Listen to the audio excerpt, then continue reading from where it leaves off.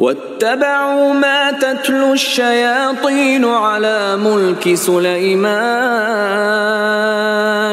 وما كفر سليمان ولكن الشياطين كفروا يعلمون الناس السحر وما أنزل على الملكين ببابل هاروت وماروت وما يعلمان من أحد حتى يقولا إنما نحن فتنة فلا تكفر فيتعلمون منهما ما يفرقون به بين المرء وزوجه وما هم بضارين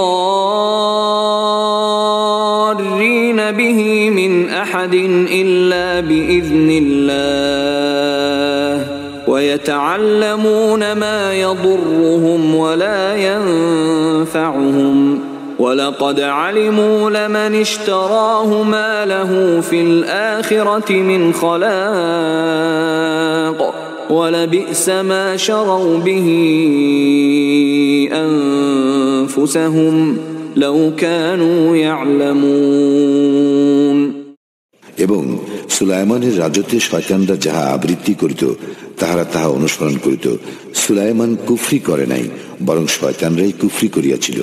তাহারা মানুষকে জাদু শিক্ষা দিত এবং যাহা বাবিল শহরে হারুত ও মারুত ফেরেশতাদ্বয়ের উপর অবতীর্ণ হইয়াছিল তাহারা কাহাকেও শিক্ষা দিত না, এই কথা না বলিয়া যে আমরা পরীক্ষা স্বরূপ, সুতরাং তুমি কুফরি করিও না। তাহারা উভয়ের নিকট হইতে স্বামী স্ত্রীর মধ্যে যাহা বিচ্ছেদ সৃষ্টি করে তাহা শিক্ষা করিত, অথচ আল্লাহর নির্দেশ ব্যতীত তাহারা কাহারও কোনো ক্ষতি সাধন করিতে পারিত না।